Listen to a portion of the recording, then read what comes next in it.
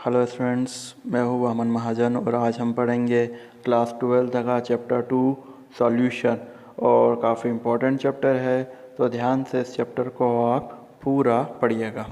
सबसे पहला डेफिनेशन है सॉल्यूशन।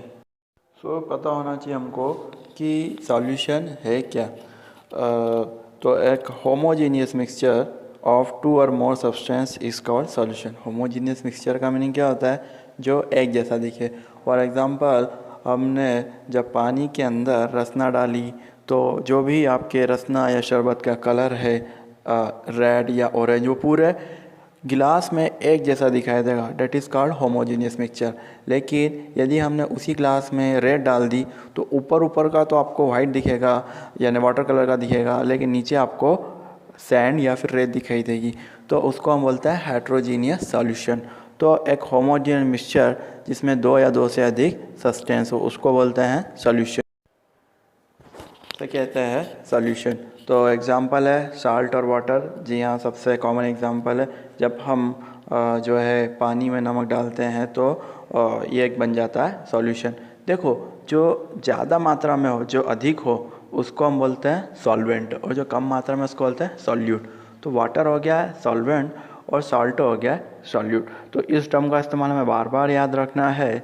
सो आपको सॉल्यूट और सॉल्वेंट में अच्छे से डिफरेंस पता होना चाहिए।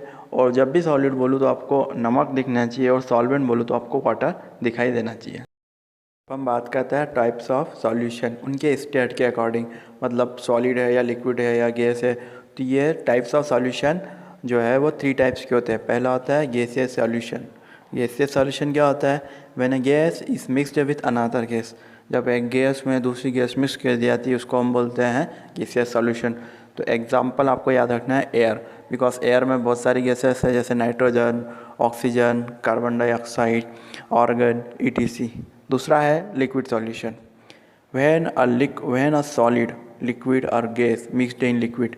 जब कोई सॉलिड या फिर लिक्विड या फिर गैस इसे लिक्विड में डाल दी जाती है, उसे हम कहते हैं लिक्विड सॉल्यूशन। एक एग्जांपल है सोडा वाटर। सोडा वाटर में असल में क्या होता है? पानी के अंदर कार्बन डाइऑक्साइड घोल दी जाती है, जिसी को हम बोलते हैं लिक्विड सॉल्यूशन। अगला है सॉलिड सॉल्यूशन, मतलब सॉल्यूशन कैसा दिखाई देना चाहिए? सॉलिड। तो वापस से वही डेफिनेशन है, व्हेन अ सॉलिड, लिक्विड और गैस, या तो कोई सॉलिड या तो कोई लिक्विड या फिर कोई गैस जो है वो सॉलिड के अंदर मिक्स कर दे, उसको हम बोलते हैं सॉलिड सॉल्यूशन। जैसे मर्क्यूरी इन जिंक। मर्क्यूरी यानी पारा लिक्विड होता है और काफ़ी जहरीला भी होता है, और उसको जब जिंक में डाल दिया जाता है तो उसे हम बोलते हैं सॉलिड सॉल्यूशन। अब हम नेक्स्ट टर्म की बात करते हैं, methods of expressing concentration of solute. कितना सॉल्यूट मौजूद है उसकी अलग अलग मेथड है, जिनके न्यूमेरिकल अक्सर आते हैं। पहला है परसेंटेज बाय वेट। देखो, एक सॉल्यूशन के अंदर कितना सॉल्यूट घुला है उसको हमको पता लगाना है परसेंटेज बाय वेट से। वेट्स ऑफ सॉल्यूट ग्राम्स पर 100 gram of solution. 100 gram solution में कितना मौजूद है वो हमको पता। इसका फार्मूला है percentage by weight equal to weight of solute upon weight of solution into 100। For example, यदि 10 ग्राम हमने NaCl लिया है, साल्ट लिया है, और 90 ग्राम हमने वाटर लिया है, तो उसका परसेंटेज बाय वेट कितना होगा? वेट ऑफ सॉल्यूट 10 यानी नमक, और वेट ऑफ सॉल्यूशन, सॉल्यूशन किससे मिलकर बना होता है? Solute plus solvent. तो 10 ग्राम NaCl प्लस 90 ग्राम जो है हमारा वाटर, टोटल 100। तो इस तरह से इसको सॉल्व किया जाता है। तो ये डेफिनेशन अच्छे से याद रखना है, और फार्मूला भी आपको याद होना चाहिए। अब नेक्स्ट टर्म है percentage by volume. Percentage by wait और वॉल्यूम में सिर्फ इतना अंतर है कि वहाँ पर 100 ग्राम सॉल्यूशन था, यहाँ पे 100 ml सॉल्यूशन है। तो wait of solute in grams पर 100 ml सॉल्यूशन, यानी 100 ml यदि वाटर है और उसके अंदर जितना भी सॉल्ट मिलेगा, date is called percentage of volume. Same formula है, बस नीचे वॉल्यूम ऑफ सॉल्यूशन आएगा। तो इसे भी फार्मूले को अच्छे से याद रखना है, न्यूमेरिकल्स पूछे जाते हैं इसके। अब एक नई टर्म आ गई है, दैट इज़ कॉल्ड मोलरिटी। तो मोल्स हमको पता है क्या होता है।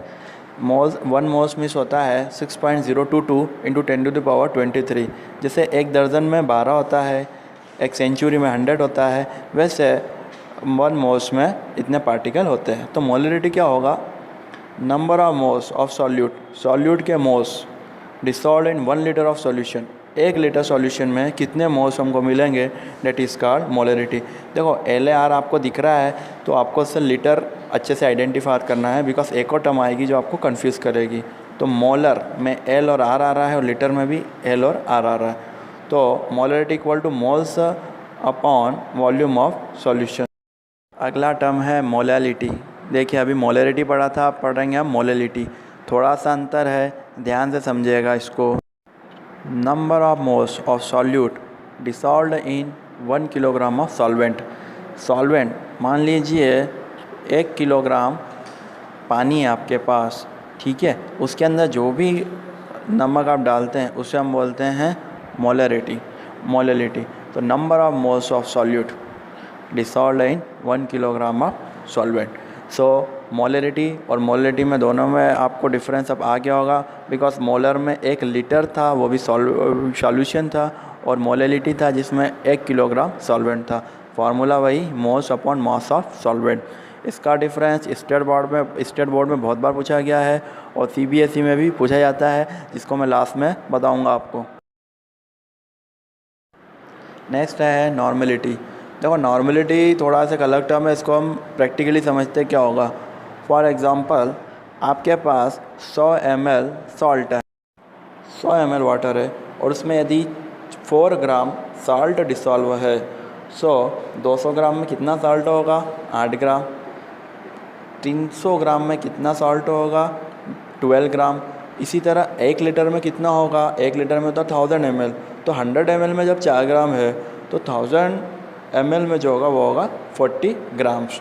तो नॉर्मलिटी ये बताता है कि 1 लीटर में कितना आपका सॉल्यूट घुला हुआ है। Formula normality equal to gram equivalent of solute upon volume of solution. तो डेफिनेशन अच्छे से याद रखेंगे, नॉर्मलिटी की डेफिनेशन बार बार पूछी जाती है। अब हम नेक्स्ट बात करेंगे Henry law, its application. Henry law बहुत ज़्यादा इंपॉर्टेंट है इस चैप्टर के लिए।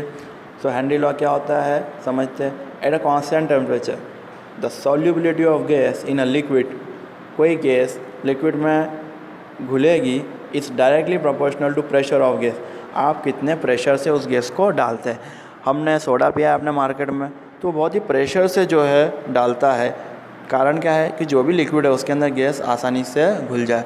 तो जितनी भी कोल्ड ड्रिंक्स बनती हो, चाहे वो स्प्राइट हो, कोका कोला हो, पेप्सी हो, उनके अंदर जो है कार्बन डाइऑक्साइड गैस होती है। तो आप जैसे ही उसको खोलते हो उसमें से गैस निकलती है। वो प्रेशर से डाली जाती है, तो जितना ज़्यादा प्रेशर रहेगा वो गैस उतनी ज़्यादा घुल जाएगी। तो यहाँ पर हमने ये देखा है M प्रोपोर्शनल टू P, यानी pressure is equal to solubility. Proportional का हमने साइन हटाया तो हमको कांस्टेंट मिला KH। H means Henry and K means constant, तो हेनरी का कांस्टेंट। इसका एप्लीकेशन कहाँ यूज़ होता है ये पूछा जाता है। तो एप्लीकेशन यूज़ होता है कोल्ड ड्रिंक में, बिकॉज जितना ज़्यादा प्रेशर रहेगा वो उतने अच्छे से जो है घुल जाएगी। For respiration in deep sea, गहरे समुद्र में जो लोग रहते हैं वो अपने साथ एक सिलेंडर ले जाते हैं गैस का, जिसके अंदर ऑक्सीजन और हीलियम होती है। तो वो प्रेशर से रखी जाती है ताकि वो हमारे लंग्स के अंदर आसानी से पहुंच जाए। तो आपको समझ में आ गया होगा, जितना ज़्यादा प्रेशर रहेगा गैस उतने आसानी से घुल जाएगी। और यही है हेनरी लॉ। स्नैपशॉट ले ले, बहुत ज़्यादा इम्पोर्टेंट है। अब कई बार एग्ज़ाम में ये पूछा जाता है कि वो कौन से फैक्टर होते हैं जो कि किसी गैस की सॉल्युबिलिटी पे इफ़ेक्ट करते हैं, मतलब गैस सॉल्युबल होगी कितना होगी किस पर डिपेंड करते हैं। तो 4 पॉइंट आपको अच्छे से याद रखना है। पहला तो है nature of gas and liquid. कुछ गैस ऐसी होती है जो कि लिक्विड में आसानी से घुल जाती है और कुछ गैस ऐसी होती है जो कि नहीं घुलती है। Gases which are easily liquefied have solubility high. जो गैस जो कि आसानी से लिक्विड हो जाती है वो आसानी से घुल जाती है, जैसे HCl बोला गया है या फिर कार्बन डाइऑक्साइड बोला गया है। ठीक है, या मैंने H और C कैपिटल लिख दिए, स्मॉल लिख दिए हैं, ये कैपिटल होना चाहिए। अगला है effect of temperature. At low temperature solubility of gas is high. हमने